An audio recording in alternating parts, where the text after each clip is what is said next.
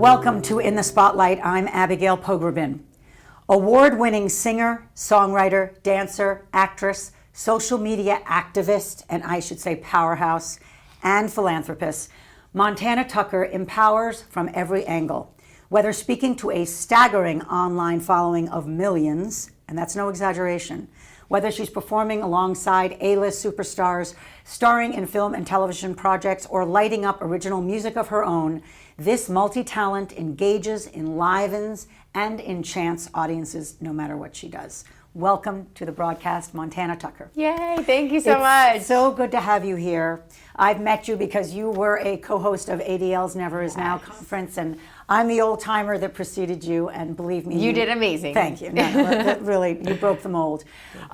I know you're here to talk about your new project, and we're going to get to it, but for anybody who, by some miracle, has not seen you on social media and in all of the arenas that you are dominating these days, just give us a sense of your personal history Jewishly, the fact that you have the grandparents you do and how they informed you. Yes, of course. So I am from Boca Raton, Florida. I grew up in a predominantly Jewish area in Florida. I am the granddaughter of Holocaust survivors, and being Jewish was always a part of my identity and who I was and who I am. Growing up, going to Hebrew school, I went to Jewish day school as a child, so everything, being Jewish was a huge part of my life. And like I said, my community in Boca Raton was predominantly Jewish. I started modeling, acting, dancing when I was 8 years old, got into the entertainment industry, did Barney the Dinosaur. That's my claim to fame. It's all downhill from Barney. Exactly. I was a spokesperson for Rooms to Go Kids, did Ovaltine, Sports Authority, all kinds of fun things when I was younger. I did a TV show with Ariana Grande called Avenger Kids. So I did a lot of modeling, acting, dancing, then became a backup dancer for a bunch of different artists, then became an artist myself. Had some songs in the Step Up to the Streets dance movies, Bring It On movies, had a song with the artist Flo Rida when I was 16. Wow. And how I got into my activism was my grandparents were my entire life and are my entire life. And I grew up hearing their stories of the Holocaust. And they would speak at all the schools down in South Florida, where I'm from. They did the Shoah Foundation, and they gave their testimonies to the Shoah Foundation. My Zadie specifically wore pins every day that said, "Never forget, never again," and "Survivor." And he would speak to anyone that he met about the Holocaust. What was his name? His name was Michael, but Zadie to me. And both my grandparents. So my Zadie passed away 5 years ago at age 97.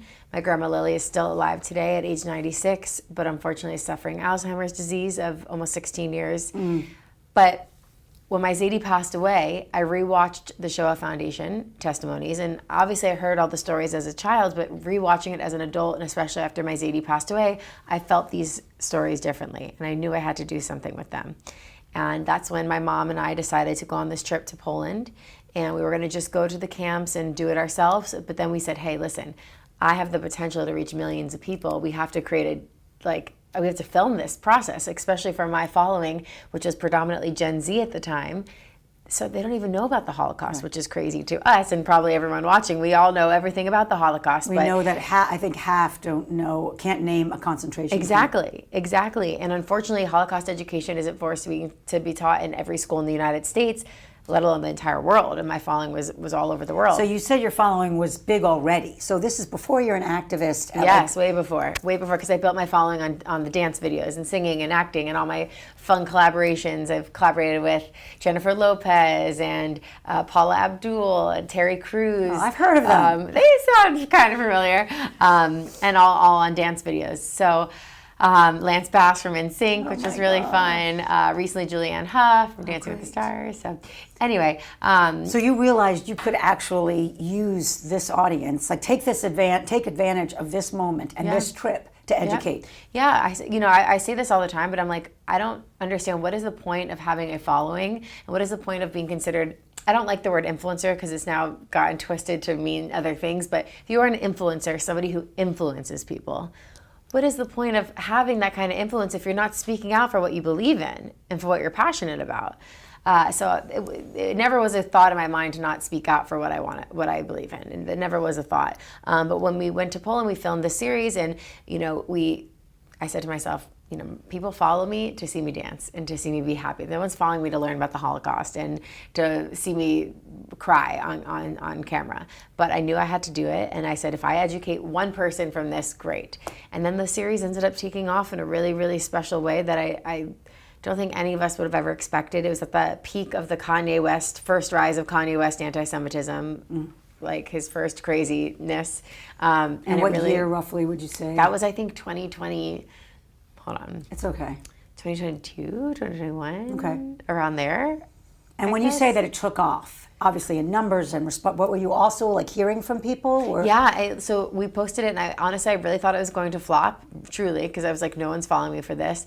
And then it got picked up. Good Morning America, Kelly Clarkson Show, Variety, Forbes, all over. I was speaking at schools talking about it, and I was invited to the White House to do something with the second gentleman at the time, Doug Emhoff. I hosted Israel's 75th anniversary. This is all before October 7th. So I started really using my platform to combat anti-Semitism and all forms of hate way before October 7th. And this trip really affected you almost in a way that surprised you, because you'd heard the stories for years. What was different? I mean, obviously seeing it is seismic. I think that's the thing. I think you can't, even with all my trips to Israel, like when you try to explain certain things that you experience there, it's like you can't, yes, you can try, but nothing no words can explain the feeling that you have when you go to these places. And for sure, going to visit Poland and Auschwitz specifically completely changed me. And I think obviously my grandparents are a huge inspiration for everything I do. My mother is a huge inspiration for everything I do. But then going on that trip and having it all together, because I was with my mother and we actually stood in the same place, they believed to be the same place where my grandmother last saw her mother get beaten up and dragged to the gas chambers for her death. So for me to be standing there with my mother, honoring our family members, it was just like, it's like, again, I can't put it into words, that feeling of being there. Another crazy thing that happened while filming, I don't think I've even talked about this in an interview before, is the day that we went to Auschwitz. That was our last day in Poland because we did other things while we were there, and they said it was supposed to rain all day. So we were all like so nervous, and we know that it was going to be raining all day, so we prepared for it. So we got there, it wasn't raining, but it was cloudy, and we just kept preparing for it to rain, and we were there like hours and hours and hours and hours. It did not rain until the very, very, very end, when we lit a candle, and on my Zadie's, what do you call the memorial candles? The yard site candle? Yes, we brought it there, his candle from his funeral, and we brought it to Auschwitz, and we lit it there in honor of my Zadie. The second we lit the candle, and like that was our last moment on camera, as soon as we finished, boom, it starts raining. It was like it was literally, there was a lightning in the sky and then it rained.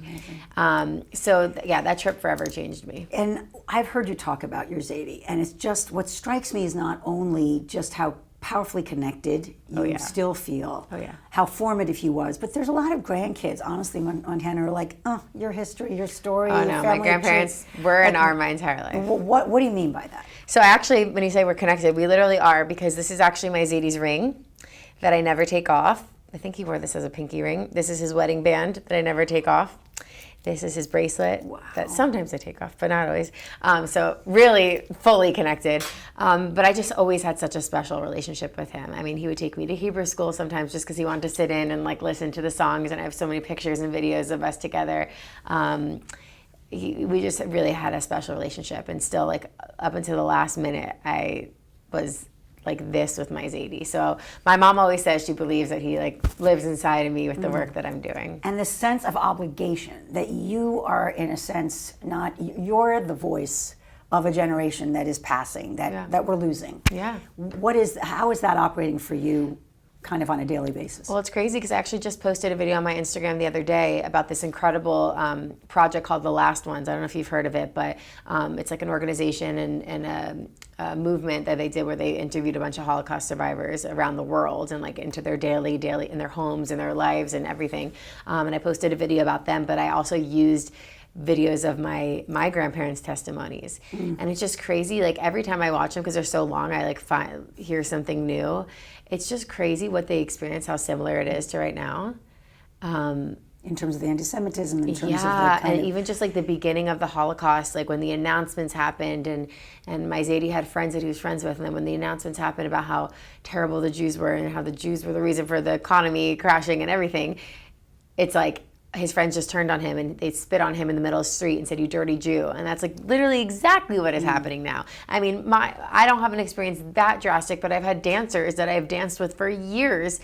I started like after October 7th, like they started being kind of like distant with me. And then usually we write each other, "Hey, are you free to film on Thursday? Let's film some videos." And they just like kind of stopped answering me. And finally they told me, we're sorry, we can't collaborate with you because we don't support what Israel and what you're doing with your work. And it's just a crazy thing to think about.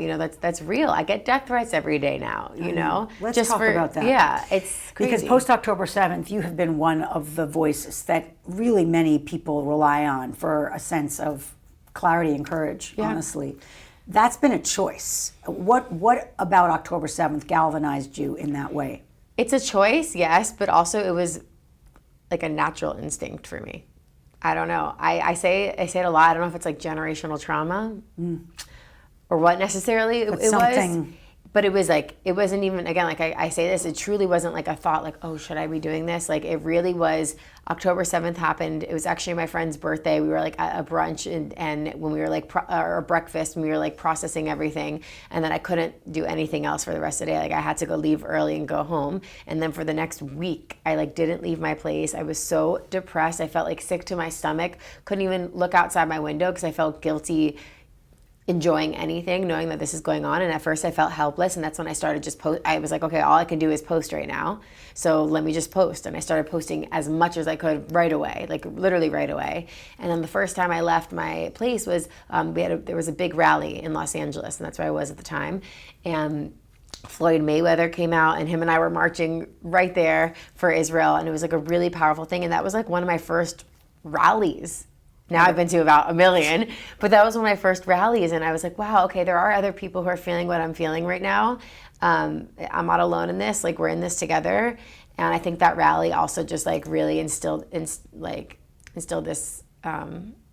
like pride and purpose that I knew I had, but then being around other people who also felt the same, it solidified it. Mm-hmm. And you've been to Israel 5 times, am I right? 5 times since October 7th, and I'm actually going in a few days again. Wow. And then I'm going again in July. I'm performing at the Maccabiah Games opening ceremony, wow. Which I'm really excited. I would be there every day if I could, honestly. And you have really connected to hostage families, even yes. hostages themselves. Yes. Can you tell me a little bit how those relationships got forged? It's so interesting. I was saying that the other day, like it's so weird for the ones I haven't met yet or the ones that I've met after fighting for them. It's like you care so much about a person that you've never met. Like that's such a crazy concept to feel like you're connected, but you've never met this person, but you feel like they're your family. And I know I'm speaking for not just myself because I've met these people, but like I feel like Jews around the world felt like this was their family. And that's why every hostage that has been released, all of us I know have been like wrecks over it. Yeah. Actually, on my birthday, January 18th,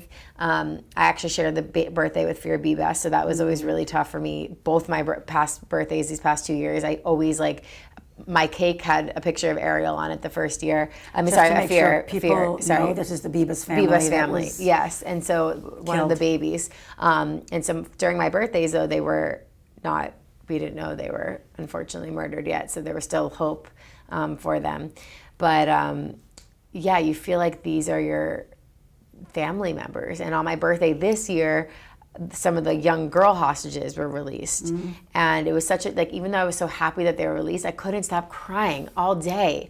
Like, it was like, I was happy, but those reunions. I was happy, so happy, but then also so sad. I don't know what the sadness was because I was so happy that they were home, but I'm like, God, this is a moment that like I've prayed for this for 1.5 years and a year at the time, and like it happened. And now I'm like, actually this trip to Israel, I'm getting to meet some of those girls, which like I've become so close with their family, and like the messages they've said, like, we know how hard you fought for us, and like it's just a crazy thing. It's a crazy thing. So the decision to do a dance at the Nova site, I thought was really powerful, and not a given that wouldn't be too sensitive, too tricky to kind of pull off. I think you really did it beautifully. Thank you. But how did you come to that idea? Listen, a lot of people thought it was a crazy idea and thought they couldn't understand what I was trying to do here. But I think if we want to get outside of our echo chamber, and I said this at my screening the other night, but like we have a strong echo chamber and it's amazing. but we want to get outside of it too. And if we do, we can't just be doing the same types of videos and content, or else you're going to just keep reaching them. And people that follow me, they followed me initially for dancing and for singing and for, visuals like that. Also, you think of the Nova Festival. All of those people there went to that festival to dance, for music. Full of life. Yes. And so, yes, it's important to do these informative speaking videos, and that's why I do them all the time. But I think music and dance, it's like this universal language that I think speaks to people in a different way, and you're going to attract a different audience. And so before we filmed it, we made sure with Nova survivors that I knew if they were comfortable with this. On set that day, we also had a psychologist there just in case. Wow. We made sure everyone was comfortable, like by doing it and by being there. And the dance group that I danced with for it is an Israeli dance company who lost 3 of their members at Nova. Wow. So this dance that we did really honored so many people involved, and it also was like a therapy session for the Nova survivors that were there. And actually one of the survivors that was there, because we were finishing up the dancing part as she arrived, and it was her first time back to the site since, and she was feeling really emotional. And I went over to her and I said, listen, you don't have to do this. By you even waking up today and deciding that you want to do this is a huge deal, and you should be so proud of yourself. But no one's going to be upset. No one's going to be mad. Don't do it. You don't need to be here. She goes, no, I need to do this. And she was crying. And she said, I need to. I go, no, you don't. She goes, no, I want to. I want to do this. And she gets out there, and we did the take of her like walking at the end of the video, and she walks out and she's standing there so powerful. And then we didn't use this cut in the video, but the director, just for like fun to change up the mood, he goes, okay, now everyone dance. And I have it on my phone of all of the survivors just dancing like freely. And this girl who was just crying 2 seconds ago had the biggest smile on her face and was dancing, and it was just like one of these moments that healing. Yes. And that video ended up going extremely viral, getting seen by millions and millions and millions of people outside of the echo chamber. And if you look through the comments, they are from people saying, wow, I never saw it this way. Or, oh my gosh, I go to Coachella, or I go to EDC, I go to Tomorrowland, all these festivals. That could have been me. And it's the people that didn't understand it until they saw that. And that's why I try to switch up my content all the time and always think of new, different ideas, because I want to get to different audiences. Well, one of the things I've seen you do is that you pair yourself with a Muslim activist, and you go into a public space like Washington Square Park or LA. Like, I can't even imagine. You're like, going into the fire, and you just talk to people about misinformation, misconceptions. Just, do you understand this? Have you ever looked at this? It's not even that I admire the fact that you're not coming in confrontationally. No. You're coming in almost educationally and saying, let's have a conversation. To me, tell me about that. To me, those videos are so important. Actually doing another one on Sunday. But to me, those are so important because not only does it make a great video that gets millions of views, which is awesome, but we're sometimes in that park filming for 3 hours, and we edit it together for a 3-minute video. So the conversations we actually have in person with people are so intense and so powerful. And listen, we get a lot of crazy people there. That's a given. But my goal with these videos, and there are other people who have maybe different intentions for their videos, and listen, we need all the content we can get out there, but my goal is, yes, it's important to show how misinformed or the hate that is out there, how misinformed people are, the hate that is out there, but I think it's also important to show that people their minds can be opened and they can see things differently, and it's okay to engage in a conversation with somebody who might not think the same way as you, because everyone's scared to have conversations. I think if you know this person's like not on a different side or thinking differently than you, it's like, oh, I can't talk to them. But how do you ever expect change if you're just going to keep being against each other? Well, also, I think people could say, well, Montana, she's just for the Jews, and she's not actually acknowledging the humanity. But that's not true. I really believe I am for all of humanity, and that's why I did a video with a man from Gaza who grew up in Gaza until he was, I believe, 16 years old, and he left, and he lost many family members in Gaza in this war. But him and I did a video together that was so powerful in Washington Square Park, and you should have heard the amount of people that were coming up to us telling him how he should feel about Israel and how he should feel about doing a video with me. People who had no skin in the game, no ties to the Middle East, Israel, Palestine, nothing. There was this one man from Ireland, okay? And it's on my page, you can see it. I've never heard someone so anti-Semitic and hateful in my entire life. And this man called me a Nazi, said I'm a Nazi. I said, my grandparents are Holocaust survivors. How do you think you could say that? He goes, well, they are ashamed of you. Well, they're ashamed of you.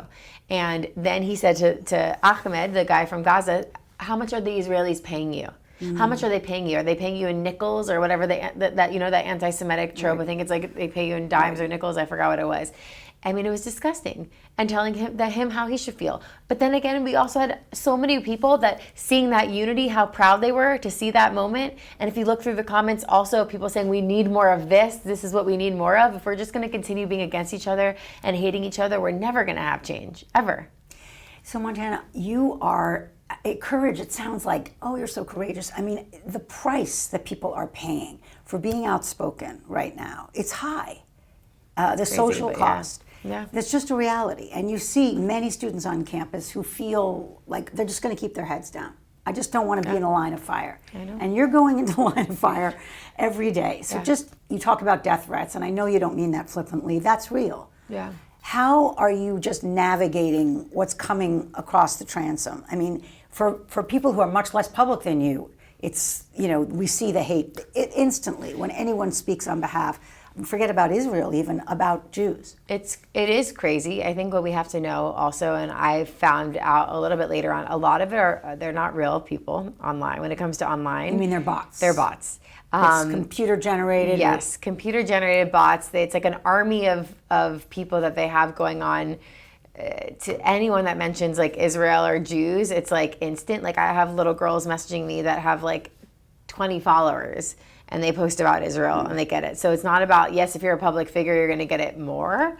But literally they have some kind of system, I swear, that anyone who posts about Israel or Jews, like you're going to get the hate. But you have to understand that like most of the time it's not real. Yes, a lot of them are real, but most of the time they're not. But I don't know. I have this thing that like no matter how much hate I get, it just fuels me even more because I think that shows me why we need to do this even more. And we think I use my grandparents as references so many times because back then, like it didn't matter how successful you were, how famous you were. If social media was around back then, it wouldn't have mattered how many followers you had or if you denounce your Judaism and don't talk about it and you're quiet about being Jewish. Like if you were Jewish, you were on that list. And that was it. It didn't matter. It didn't matter. And also Jews did not have a voice back then. They physically like were not allowed to do anything, right? Mm-hmm. Nowadays, we are allowed to do something and we all have the ability to do something. And that doesn't mean you have to take over your social media and post every day like I do, but every single person watching has the ability to do something, whether it's attend an event, if you have the means to donate, if you have the means to go to Israel, if you have the means to have a conversation in your workplace, share whatever it is, like everyone has the ability to do something to make a difference. Beautiful. Let's get to the new film. When they took you, did you have any idea where you were going? I had hid under my mom's dead body for an hour. They said, if you move, you die. Do you know where your dad hid? Soldiers found his body upstairs. I was just focused on surviving. Tell us about the Children of October 7th. Yeah, so the Children of October 7th, it was released on Yom HaShoah, April 23rd.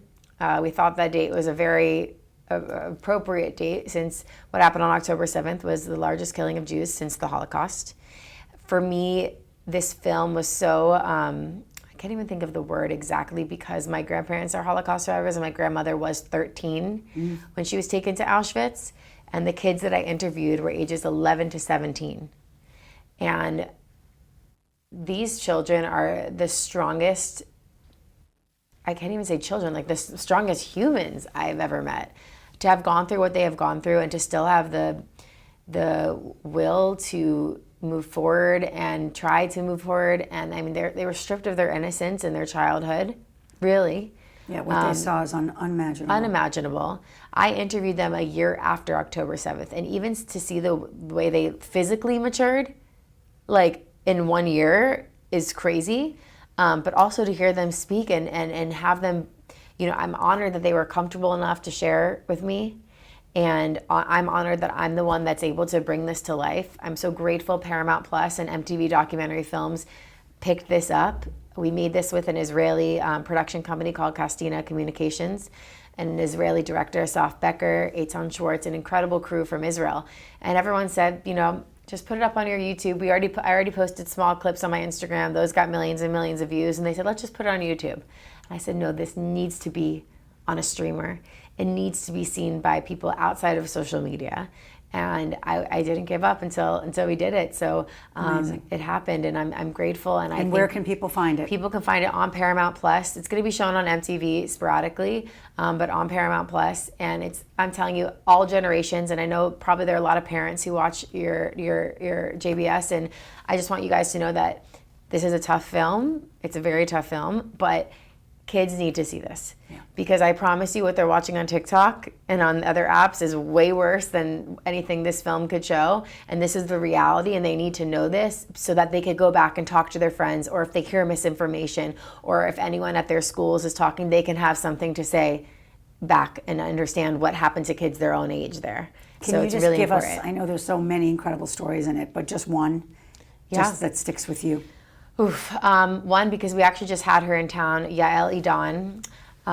She was 11 years old at the time, and Hamas infiltrated her community, came into their home. They were in their safe room. She has two sisters, but one of the sisters was at a family's house, so just one of her sisters, her brother, and her parents were with her at the time. Hamas was yelling at them to come out of their safe room. They wouldn't come out. Then they shot through the door, and the bullet hit her older sister, Mayan. And she saw her sister get murdered right in front of her. They filmed everything, stole the mom's cell phone. The Hamas was filming everything. Hamas filmed everything and stole the mom's cell phone and started a live stream on her Facebook for everyone to see, her family, friends, and the rest of the world. Started this live stream. Then in the documentary we show it, and you see just like the blood on the hands and the fear in these children, and it's terrible. What they were doing to them. And then they kidnapped her father, took him to Gaza, and they told them not to move or else they're going to kill them, left them all in the kitchen. And then there was proof of life of her father in captivity. And so when we filmed this, there was proof of life, and there was hope that he would be coming home. And we had to actually alter the ending before it came out, because our ending was very different when we first finished it. We had to alter the ending. And unfortunately, there are many other stories just like that. Yeah. Just like that. Montana Tucker, thank you for all you do and for being here. The film is called The Children of October 7th. You can watch it on Paramount Plus. Please follow Montana Tucker. And what's your handle on? At Montana Tucker on everything. She's on everything. She's on YouTube, TikTok, Instagram, Facebook. 13 million? 14 million. Let's get that number straight. I'm Abigail Pogrebin for In the Spotlight. Thank you for being with us. I'll see you next time.